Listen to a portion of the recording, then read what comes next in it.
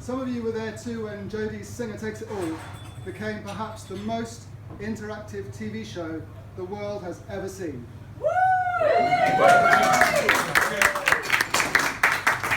But sadly also one of the worst.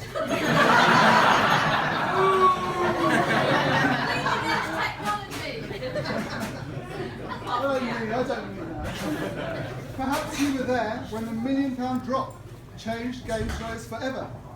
Yes. Not only... Yes. Who was there? I was there. Sorry, fuck my speech right now. Okay. Not only inventing a whole new category, but also dominating it year after year. You might remember when The Bank Job was a hit online, but not on TV, and got everyone in a muddle. So it was cancelled in a moment of confusion. As one of a small band of pioneers, Jodie has left his mark on entertainment television forever. Sincerely. I'm going to change now. Talk about Adam. Most of you were there when Don't Stop the Music changed the lives of thousands of children. Maybe you joined Hugh's Fish Fight, or were mobilised by the Great British Property Scandal. There's just quite a lot of lawyers in the room. I'm going to say, maybe you were there. You're okay now. Perhaps you're only still with us because of Embarrassing Bodies and The Health Checker, or have had your horizons broadened by sex periods. These most public service projects have literally saved lives. And this is not a joke, this is not an idle play. We've seen the emails, Adam can tell you the stories. The letters exist, this is a real thing.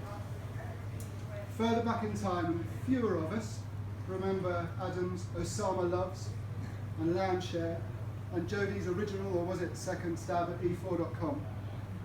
A time when Jodie maintained with a straight face to the legal team that WTF as navigation stood for, what's this for?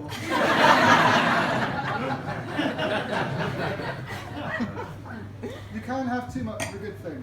As is inevitable, it's not all been hits. Jodie and Adam collabed on Was It Something I Said? Smith and G, like Gove and Johnson, delivered a flop. They still entered it into every award going. We played, if I remember rightly, the Innovation Defence. There are other projects even further back in the mists of internet time. Indeed, every few months I receive an email from someone in IT who looks after the hosting of Channel 4. It contains a spreadsheet listing all sorts of odd things, and he's asking if you can turn them off yet. Most of them are Adam's, and they seem cockroach-like in their indestructibility. What I've known working with Adam and Jodie is that, like all true creatives, they believe in the power of ideas, in the ability of people to achieve them, and perhaps above all else, in the ideals we probably all hold dear in seeking to change people's lives for the better, both in terms of what people watch and do, and in terms of who gets commissioned. And I hope to people on the ceiling who know what I mean by that. They both have made the most of their time and their opportunity at Channel 4. Without fail, they've chosen the route of adventure and of the new, like they're doing now. We're nearly at the end. With apologies to Jodie, I can honestly say I've never, Adam, met, and I think I will never again meet anyone more passionate about seeking out independent voices from the most diverse backgrounds than you.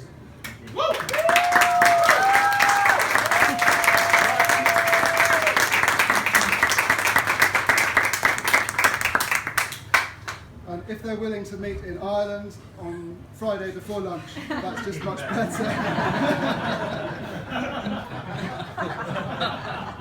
And with apologies to Adam, I can honestly say I've never met, and I think we'll never again meet, anyone with a better t-shirt collection than Jodie. Raise your glass, please, guys.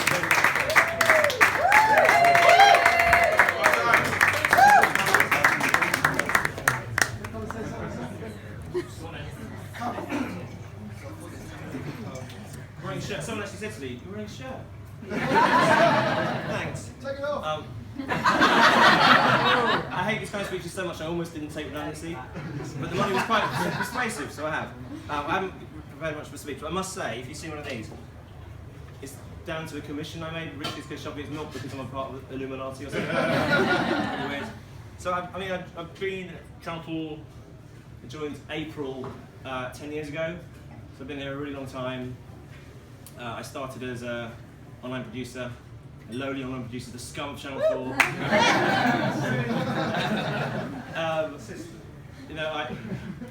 No, James, producer.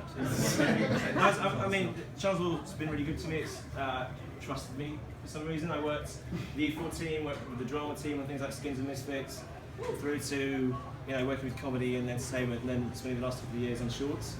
So I've been quite lucky to have like 5 or 6 jobs over a 10-year period. So I've not had a chance to get bored. But now I'm bored, so I'm leaving. No, not really, it's the money. I mean, the thing that's quite special about 4, and when you're in this kind of bubble working here, you don't always appreciate it, but I think it's the culture is brilliant and how supportive everyone is. And prior to 4, I worked at the BBC for 5 years, and just as an example, like working with the legal team there, when I had a meeting with the legal team, I'd always refer to them as a no meeting, because no matter however simple the request, the answer would always be, no, you can't do that. And coming here and saying, okay, well, having a meeting with the legal team here and saying, okay, well, we want to cast a game show using an online game. 100% the cast have come through that, and is that okay? And it's generally like, yeah, it's okay. We'll just find a way not to tell our Ofcom and it'll be fine. Down to even more recent things, like Urban Explorers, where working with Heather and Legal, how we want to film kids break into buildings and climb the outside of them. Is that okay? Yeah. And my sort of swan song at Channel 4, which is a dating show with threesomes. That's okay as well. Thanks partly to Tim, who was on the other side. And you can Sorry about that. So I think I haven't got into this. I'm just going to ramble. So I think that's the thing that I'm going to miss. Just working with, this big mix of quite supportive people. And I've kind of run out now. So that's my speech.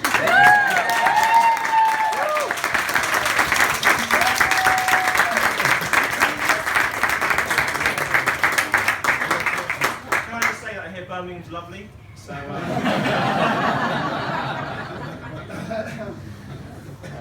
when I first arrived at Channel 4, they'd just done this long-ass project where they were trying to work out what the values of Channel 4 were.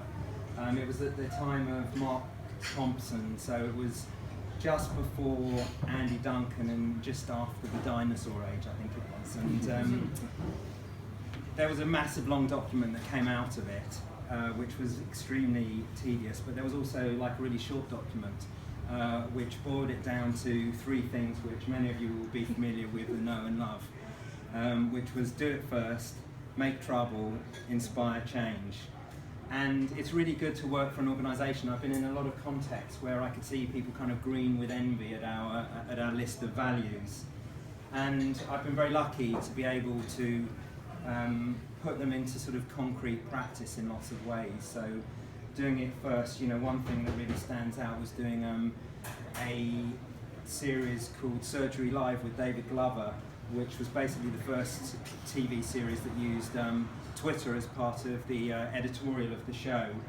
And to build on what Jodie said, I remember how fantastic the lawyers were, for example, with that, where we went from having a kind of 8-minute lag just in case someone kind of died on the table and we had to do something quickly. They actually reduced it down to 90 seconds, so it was possible for people to submit a question with this newfangled thing, Twitter, and hear it spoken back on the TV just 90 seconds later. Making trouble, we've done a lot of that over the years. I mean, probably the one that I enjoyed most was actually sort of taking on the EU and winning, which seems to be like all the fashion now, but we did it a long time ago with Fish. And inspiring change, I think perhaps the one that Richard mentioned, but getting £1.5 million worth of instruments just by virtue of a few kind of pixels and a bit of telly, and getting it to 150 schools and 10,000 people. It's probably one of the best moments of my 13 years at the channel was walking in with my missus over there to a big warehouse in West London, and seeing this warehouse just full to the brim of instruments. It was quite extraordinary. So it's been fantastic to actually be able to work somewhere where the values are aligned with my values. It's been fantastic working somewhere with so many super talented people. I've learned like masses from pretty much everyone I've worked with. And I just want to thank everyone really for both all the time that we've spent together and all the work that we've done together, and I hope there's more time and more work in some way or other with a lot of you in the future, but thank you very much.